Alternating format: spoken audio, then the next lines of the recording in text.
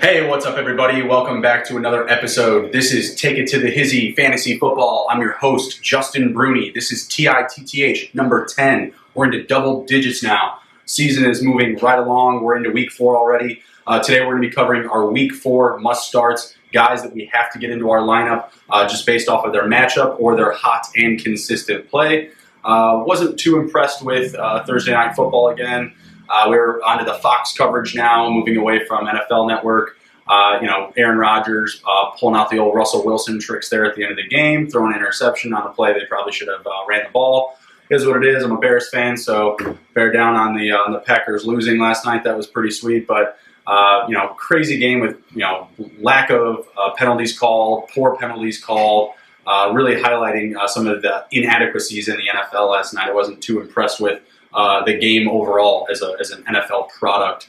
Slow moving, constantly holding up the game with bad calls or reviewing plays that have no business being reviewed. There was like a touchdown for a fumble that was never even close to a fumble for the Packers that they had to go back and review. Just crazy stuff like that. I really hope that the NFL kind of gets rolling in that regard as well. I feel like the referees are still in the preseason as well. Did these guys not get enough reps? I mean, what's going on here? I understand some of the football quality may not be there. Some of these guys just kind of getting into the consistency of things, into their schedule, and really get things rolling. So many guys sat out of the preseason, didn't participate. So I don't know what's up with the referees or just the organization as a whole. Really need to get things rolling, more consistent. Let's produce a better product to put on the field. I mean, the games are just so slow, especially if you're like me out here on the East Coast, keeping you up until 11:30, midnight, just trying to finish one of these games. It's just absolutely ridiculous. So I digress. Let's jump into some quarterback play, some must-starts this week. In no particular order here. Starting off with Derek Carr going against the Colts. Colts secondary has let up 7 passing touchdowns in the first 3 games. They've been somewhat consistent in the first half of games, but overall, we've kind of seen them, fall apart, towards the back end of their games or in the second half. Let me pull up the matchup here really quick. Where'd you go, Derek Carr? Here you are. So the Indianapolis Colts right now giving up the 6th most fantasy points to the quarterback position. Week 1, 333 passing yards to Phillip Rivers. Marcus Mariota put up 154 yards in Week 2. And Matt Ryan, 304 yards in Week 3. So you see that the passing quarterbacks there, being able to get over the 300 yards. You got kind of a hybrid guy in Mariota that's handing the ball off, running a lot of play action, and hasn't been very consistent thus far, at least in my opinion. I've been calling for the Ryan Tannehill start, pretty much since before Week 1.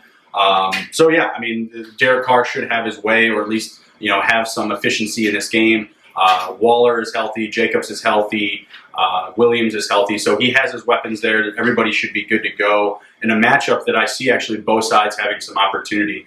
Some of the Colts players as well should have some opportunity in this game, especially Jacoby Brissett. I'll get into the over-under and all that tomorrow once we get into the preview for Week 4. But for right now, just kind of doing things based off of matchup. I really like Derek Carr this week. He's a guy that's not owned in every single league, so he may have some availability for you. If you're looking to plug a spot where you're maybe still missing some efficiency from missing Breeze or missing Roethlisberger or whoever it may be, or Cam Newton, something like that. So I like Derek Carr up against the Colts secondary this week. I think he has an opportunity to hit a 2 or 3 touchdown game for sure. Next up, I got Danny Dimes. Give me some Dan Jones hosting the Washington Redskins this week in New York. He had a great performance last week up against the Tampa Bay Buccaneers on the road, which is nice to see. I'm confident in Danny Dimes and Dan Jones. He looked really, really good last week. Threw with some accuracy, was able to find his guys, looked comfortable, and most importantly, he looked confident. He looked like he belonged on the field. I'm liking some Danny Dimes this week. I think he has to be in your lineup. The Washington defense has let up 9 touchdowns and only 2 interceptions in the first 3 games. The Washington Redskins defense made Mitch Trubisky look like a real quarterback. He threw 3 touchdowns to the same guy, Taylor Gabriel. Taylor Gabriel was playing on the right side of the field, lined up against Josh Norman most of the game, and Mitch was still able to find him. So I like Shepard this week. I like Ingram, and I think you got to like yourself some Dan Jones. Saquon Barkley is going to be out of the lineup. He was injured in last week's game. He's going to be out, several weeks, potentially 6 to 8, even more weeks. So I look for the Giants offense to have to pass heavy. I think that they're going to have to lean on him because at the same time, Washington is a bad team. They don't have a great defense. They have some playmakers there, but they're not making plays. So I'm really comfortable starting Dan Jones, and also in the sense that Washington could score some points, keep this matchup kind of rolling. Case Keenum has been questionable with I think a foot sprain this week, but I think he's going to be a go. And even if he's not, even if they bring in the kid, even if they bring in Dwayne Haskins, I think that he's still going to be able to find some consistency with this offense up against a very poor Giants secondary and defense as well. So I see both sides being able to move the chains, and I think Dan Jones is going to benefit from not having a bell cow back behind him that's demanding rushing attempts, that's demanding touches in the red zone. I think that they're going to lean on him for the next couple of weeks until they reestablish their run game. So fire me up some Dan Jones this week. I got a nice little side bet. I'm going to start Dan Jones over Dak Prescott. A little $5 bet, but hey, I digress. I think Dan Jones is going to have a big week, and I see some of these other names maybe kind of falling from grace a little bit and coming back down to earth. We're going to see some things start to balance out. You look at a team like the Patriots; they look completely unbeatable, but they haven't played anyone real. They got a good matchup this week with Buffalo. We'll see what happens there. Next on this quarterback list, I have Matthew Stafford. Solid matchup playing at home against Kansas City. The Detroit Lions did beat Kansas City last year at home, but it wasn't like a high-scoring game. Like Matt Stafford didn't go off for like crazy numbers or anything like that. But I do like his potential this week in a game where the Lions could be down early. And if they're not down early, they're going to be aggressive and they're going to continue to push the ball in scoring opportunities. We saw that last week with the Ravens. They were going for it almost on every 4th and down. They were barely trying to punt because that's what you have to do against Kansas City. Patrick Mahomes and company, they are the real deal, and they can push the ball down the field, with literally no mercy whatsoever, without any regard for mankind whatsoever. They can push the ball, they can run the ball. They're so creative in their playmaking and their play calling that you just have to stay on the throttle against KC. So I look for Matthew Stafford and company to have to avert away from the run game. Maybe they try to lean in on that early on, but if you go down behind this Kansas City team, you're not going to just keep running the ball up the middle over and over and over again. You're going to have to meet the tempo. You're going to have to meet their pace and play at their level. So I look for Matthew Stafford to have a lot of potential this week. Let me pull up the matchup here really quick for Kansas City, just kind of like what they've been letting up. Kansas City here. Yeah, 275 yards to Minshew, 267 yards to Jackson, plus another 46 on the ground to Jackson. So he had over 300 yards. And Derek Carr, not a great game, but he had 198 yards and 18 yards rushing. Nick Foles also had a 75-yard dime, 75-yard performance against Kansas City before he was pulled and before he was hurt. He threw a touchdown as well. So they've only let up 4 touchdowns passing in the air, but I think that Lamar Jackson and Derek Carr they don't alleviate that average. They're not really helping out those numbers. I think Stafford has enough weapons around him that they should be moving the chains pretty consistently, and I think we should see a high-scoring game in Detroit this week. Next up on the quarterbacks, I have Russell Wilson playing the Arizona Cardinals in Arizona. Great matchup for Russ Wilson.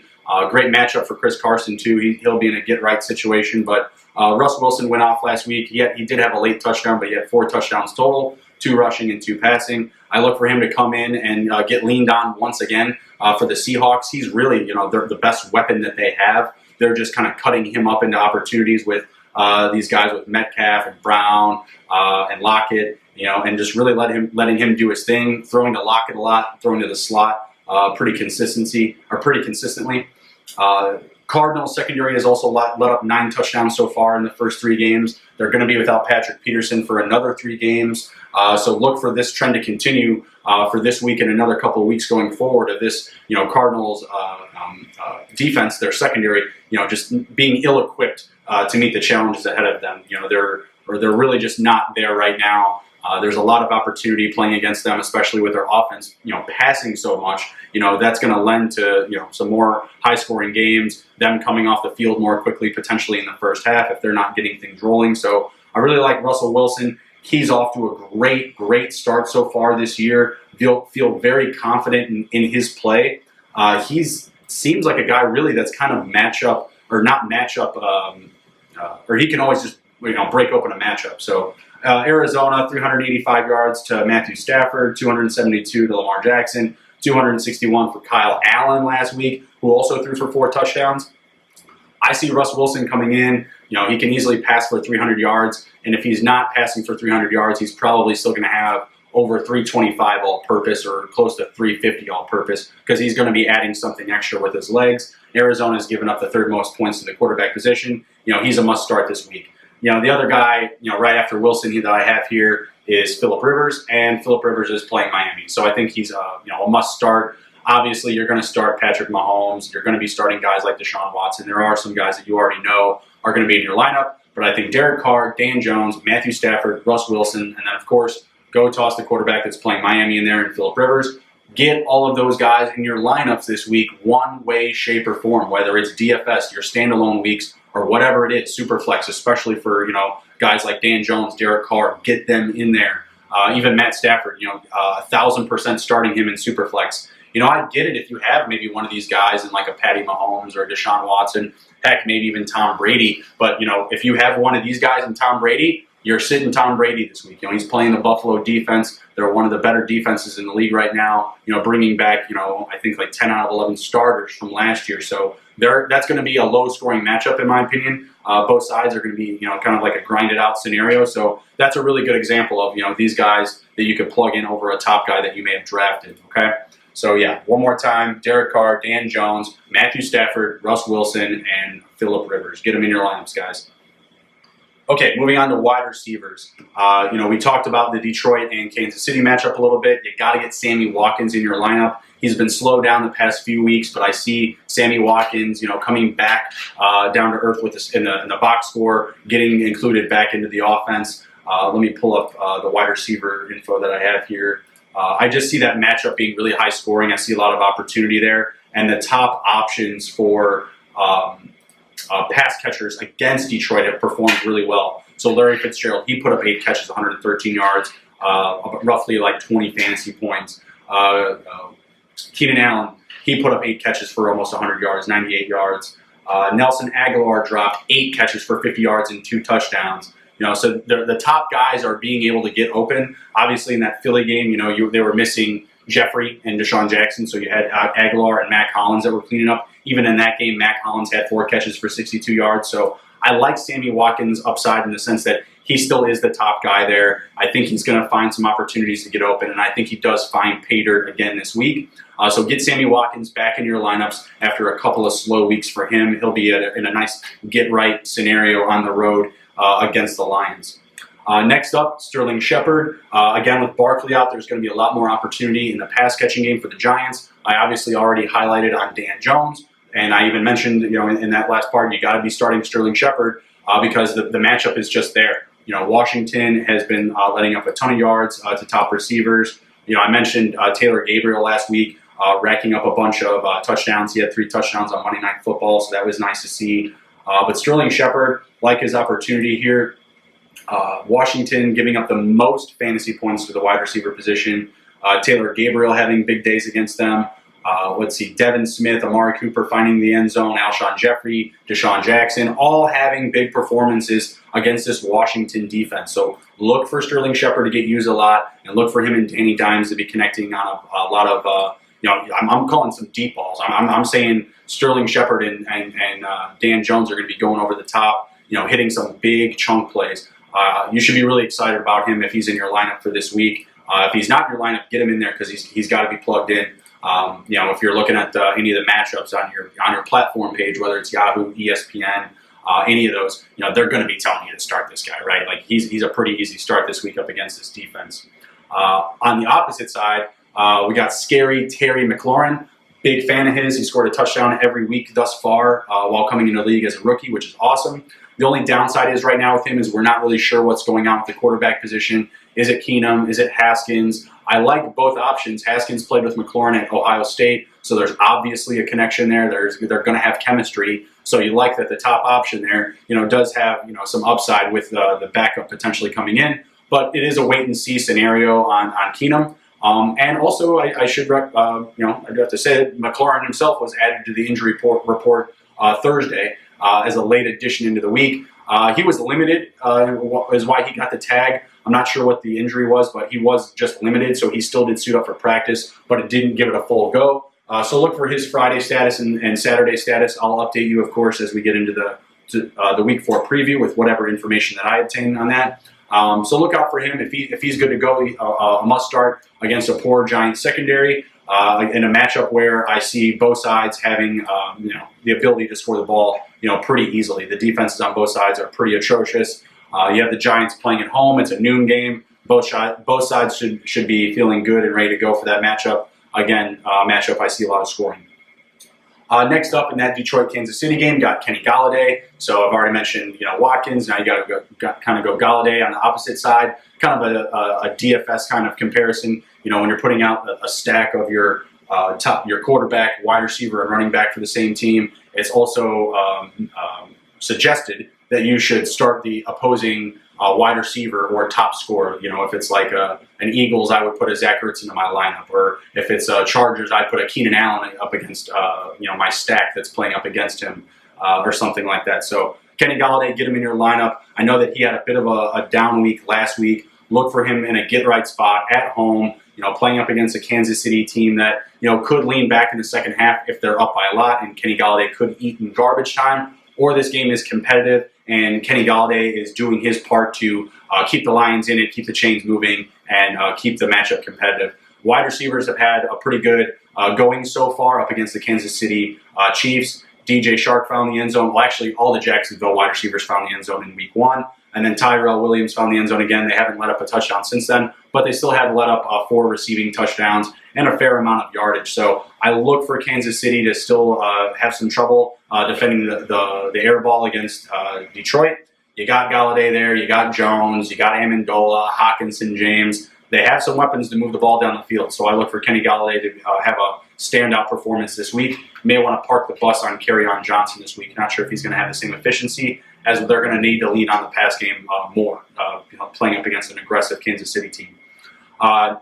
Next wide receiver and last wide receiver is Tyler Boyd, one of the most consistent receivers thus far to start the year. Went 10 for 10 last week in a matchup against the Bills. I would never have anticipated such a line coming from him.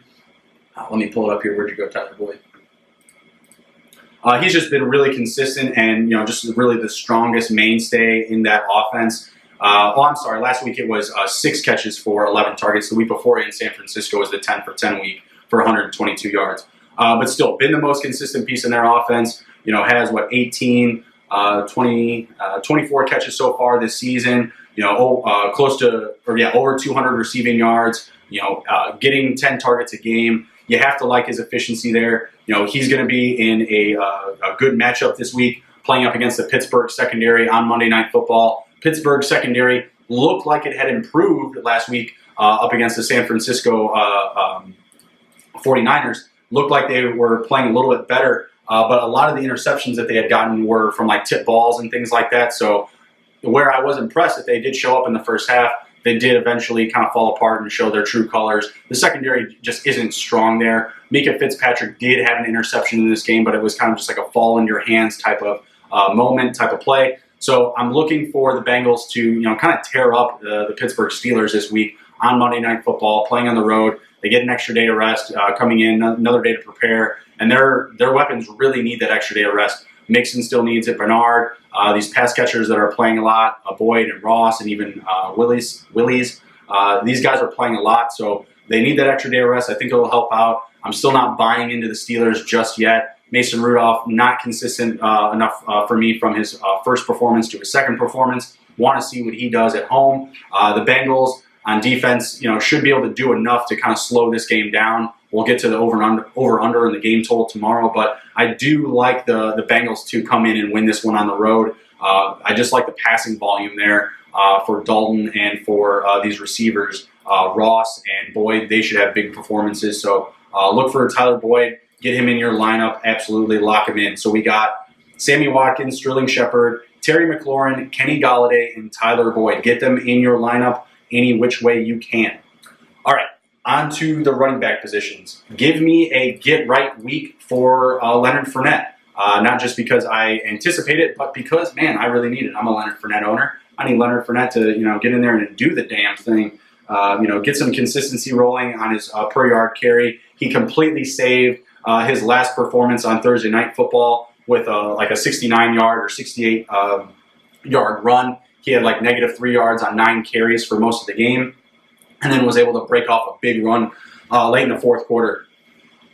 Playing the Broncos this week, I look for him to take advantage of a really good matchup.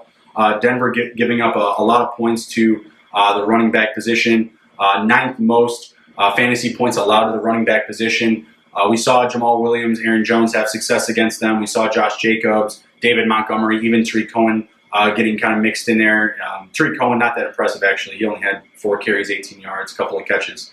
But these other guys, Aaron Jones, Jacobs, Montgomery, have all had success, fighting in between the tackles. I like his style up against this defensive line for the Broncos, so it should be a pretty good week for Fournette. I think he does have a chance to hit multiple touchdowns this week, and they still use Fournette in the passing game. They still get him involved in that facet, so he's on pace right now to catch a lot of balls this year. Wonder if I have his year total here. Give me 1 second. Last week, that's where we saw, a lot of his value.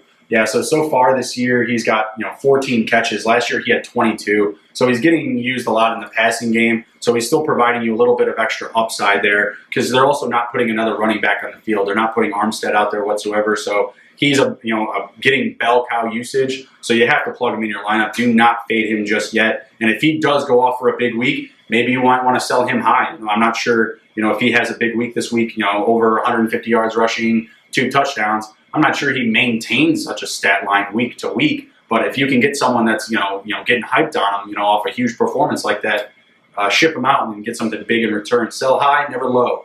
All right, next up we got James Conner playing the Bengals at home on Monday night. Bengals rushing defense has been giving up a fair amount of points to running backs.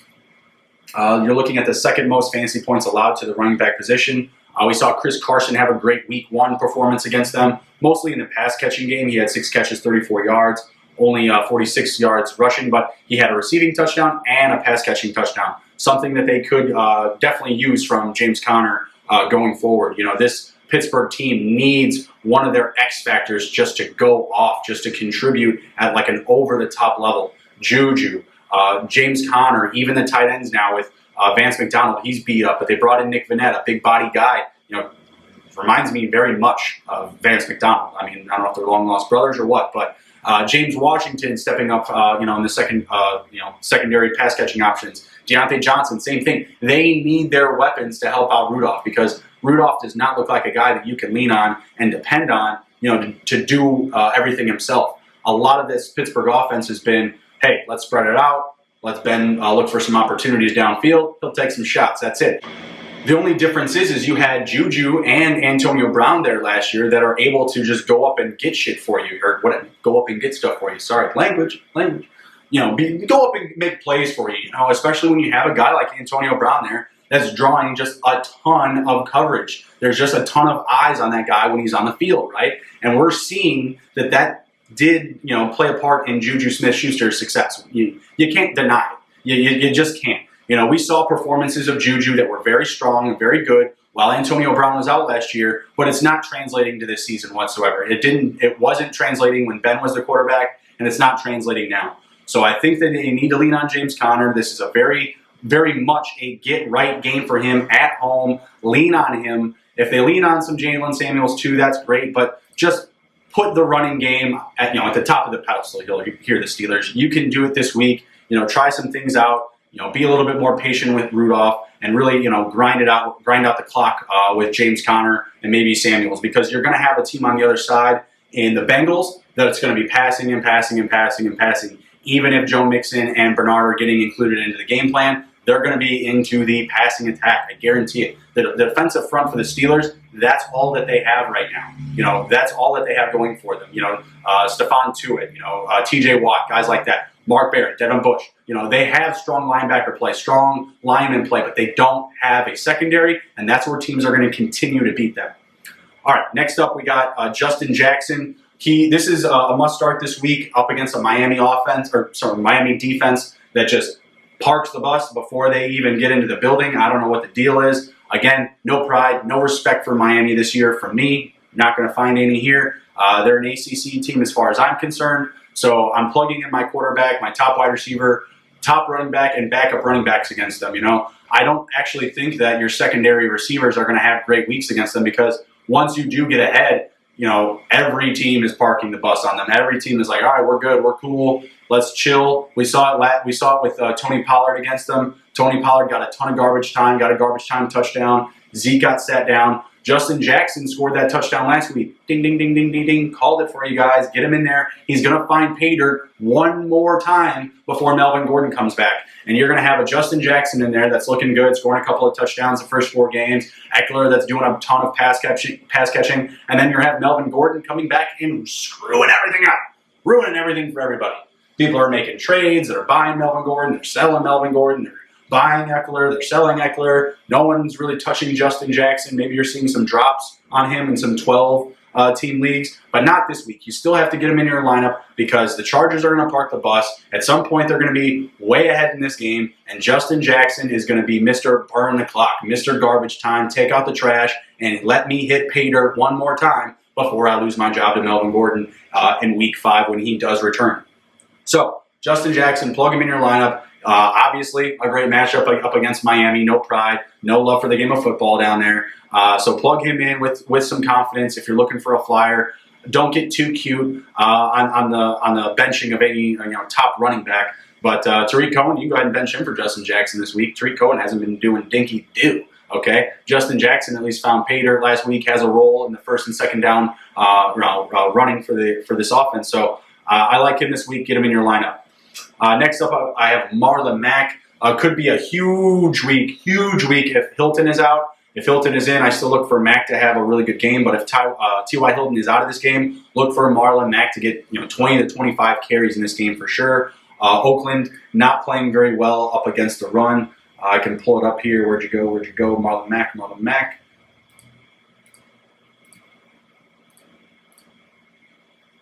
13th most fantasy points allowed to the running back position. Dalvin Cook just had a really strong day up against them. Alexander Madison still scored a touchdown. Those are the only guys to score a touchdown thus far, though. I just think that Marlon Mack in this offensive line is going to get leaned on if Hilton is out. And if they're not, the play calling and the scheming for Indianapolis is very balanced. It's very well managed. I look for the running game to get included a lot. Last week Marlon Mack was coming in with a questionable tag. People are starting to run to Jordan Wilkins stock, Nyheim Hines stock, try to get them onto their teams, maybe even into their lineups. But it was all for nothing. Marlon Mack came in, did the damn thing. So I think that we can feel confident with him this week playing up against Oakland in a matchup that could get high scoring if both quarterbacks are hitting their marks. Jacoby Brissett for me was kind of a fringe lock must start of the week. I think you're definitely starting him in Superflex leagues. I just feel that there's a lot of balance here, and I don't think Jacoby Brissett is a quarterback that's going to take a ton of risks or push the ball down the field when it's not maybe necessary, right? So I like a little bit more upside to the guys that I had mentioned, and I think Mack could get leaned on a little bit more in this matchup. Especially if the Colts can get up as well. If the Colts are up in this game over Oakland, then you'll definitely see a lot of Mack and Wilkins for sure. Last running back I have here is James White. He should get a lot of check down opportunity after being out last week. His child was born last week. That was the only reason why he was out of the lineup. Be there with his wife while she gave birth, which is, hey, all power to you. Daddy power for sure. But Brady's going to be checking down to him quite a bit underneath. I look for Gordon and Edelman to kind of stay in check. The corners here are very strong for the Bills. Their secondary and upfront defense is very strong. Like I mentioned, they're bringing back 10 out of 11 starters. They've been, just locked down all year. Both teams haven't been challenged very much as far as matchup-wise. I think last week was Buffalo's probably biggest challenge thus far, playing at home, trying to close out the Bengals. And they were able to do so, which was nice to see, but they really let up in the second half, and I could really see, when I was watching the Bengals, finally make a run at the end of that game, I was like, man, Tom Brady just got out the popcorn, like sitting there on, Monday or Tuesday night, chilling, watching film on Andy Dalton carving up Buffalo, because, you could definitely see some inefficiencies in their defense and some holes. But I still look for this matchup this week to be very competitive, low scoring. I like the running backs on both sides to get a lot of work. Devin Singletary getting back to practice. A lot of Frank Gore, Isaiah McKenzie. On the reverse side, you got James White, Sony Michel, Rex Burkhead. I think the running backs are going to get a lot of work in the rushing game and even in the pass catching game, just because I think corners are going to lock down receivers on both sides. So may not be as an exciting game as you think. The pregame may be more exciting, all the dildos getting thrown on the field with the Pats coming into town with Buffalo. So their fans know how to take care of business and really attack Tom Brady. Dildos on the field. What are you going to do? the running backs, Leonard Fournette, James Conner, Justin Jackson, Marlon Mack, and James White. Get them in your lineups one way or another, week to week or DFS. They're going to go off this week, guys. This I promise you.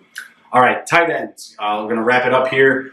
First tight end up, we got the best tight end in the league right now in Evan Ingram. Evan Ingram has been on a tear, and most of it was, Sterling Shepard not being there, not being fully healthy, and then him coming back and there being a little bit more space for him. So he's been performing very well. Obviously, I touched on all of these guys now: Shepard, Ingram, Jones. They should all have big weeks with Barkley out, guys. I mean, that's just the way it's been, or at least it was last week. They're going to be passing a lot. Ingram has shown that he's more of a wide receiver 2 than he is a tight end 1. Racking up great numbers so far. I'm going to pull it up here.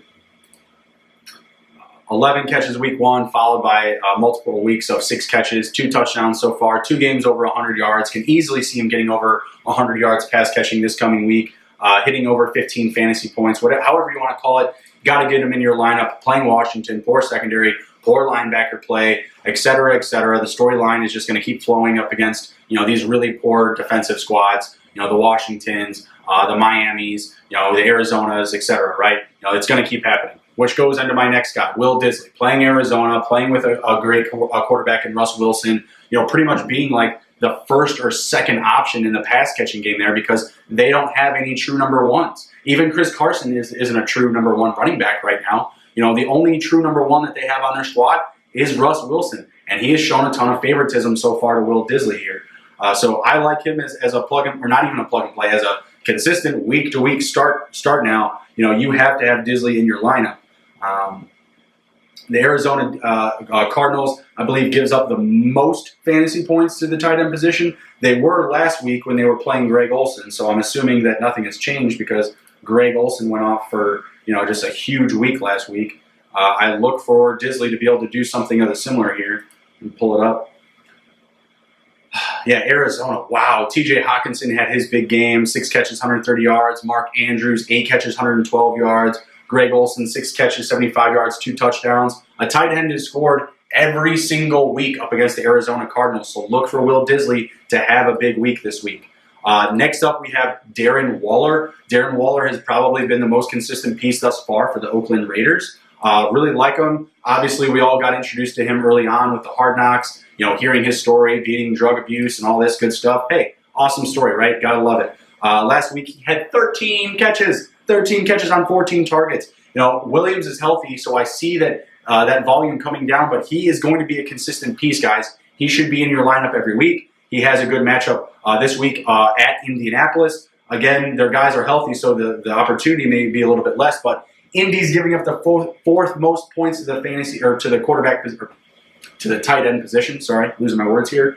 Only 2 touchdowns led up against Austin Hooper. And no tight end has led up or earned 100 yards or more against them. But I could see that easily happening this week with Darren Waller. If he is finding more space in the secondary and getting open, and Williams, is getting targeted more if they commit to shutting him down. Look for Williams and Waller to both have good weeks. Next up, we have Austin Hooper. Austin Hooper been a very consistent piece for the Atlanta Falcons thus far, playing kind of second fiddle to Julio Jones and Calvin Ridley, but been putting up some pretty solid stat lines. 9 for 77 week 1, 4 for 34 week 2. Kind of got put away a little bit, but still had 6 targets and had 6 catches for 2 touchdowns last week. So he's getting included in this offense. And if the top guys are getting shut down, he's the next man up that's getting targeted the most. He's on the field a lot. They're not using another guy behind him. And he has a really good matchup up against Tennessee, who's allowing the 10th most fantasy points up against the tight end position. 3 out of the first, 3 tight ends have scored touchdowns against them. one for Njoku, one for Ebron, and one for O'Shaughnessy. No huge yard games. They're not letting up too many big plays to the tight end position. But once you're getting in close, Tennessee is seeming to be inefficient guarding the tight end position, inside the 20 or inside the 10. So look for Austin Hooper to maybe get some opportunities in there where Julio Jones may be a little bit more challenged, in close up against a stronger defensive back front for Tennessee. With him and Ridley even, getting in closer to the red zone, I could see Austin Hooper definitely getting some action inside close, inside the 10, inside the 20. Okay, next we got Greg Olsen. Been dealing with a back issue, pretty much every week so far. Him and a guy like Mark Andrews, they've been pretty much just on consistent rest. Even like Tom Brady, they're just pretty much letting him sit out, week to week or midweek, to keep him rested and fully healthy for Sundays. Keeping him fully ready to go. Olsen obviously had a huge week last week, 6 catches, 75 yards, and 2 touchdowns. But the week before that, he put up 6 catches, 110 yards. The first week against the Rams, he only put up 4 catches, but the matchup just really wasn't there. The matchup this week, it doesn't look great on paper. Houston's given up the 6th fewest points to the tight end position. So for me, this is just, Olsen's the guy there. He's going to get targeted.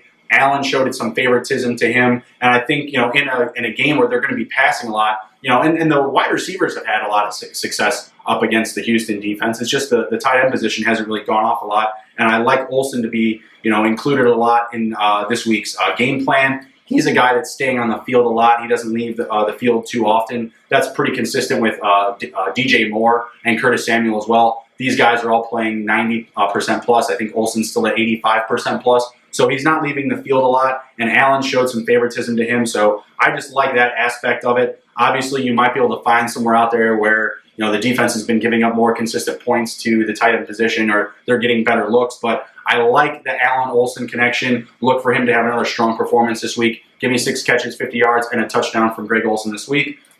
Maybe not, a must-start criteria for you, but in this matchup, I do see a lot of points getting scored on both sides.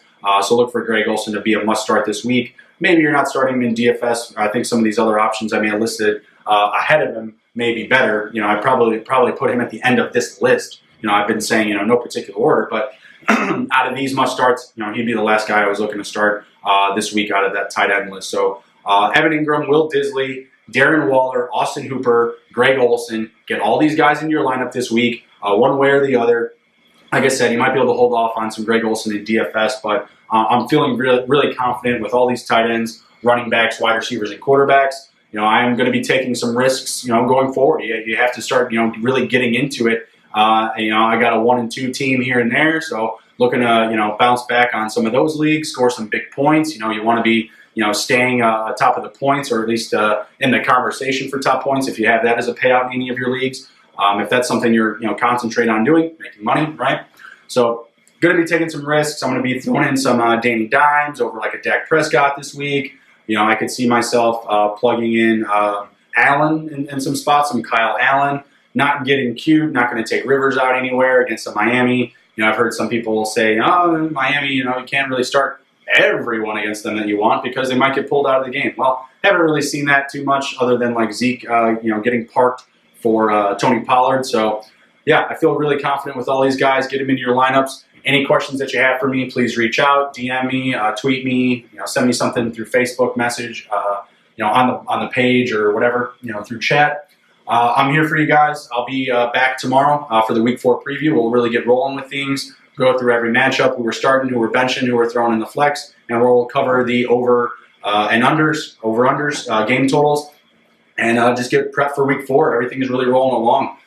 When you're analyzing all this stuff and going from week to week, it's moving really, really fast for me, much faster than usual. So excited to keep things rolling here with you guys. Thank you for stopping back in for another episode. I'll see you again tomorrow. And thanks for stopping by. Please like, share, and support the channel. Take it easy.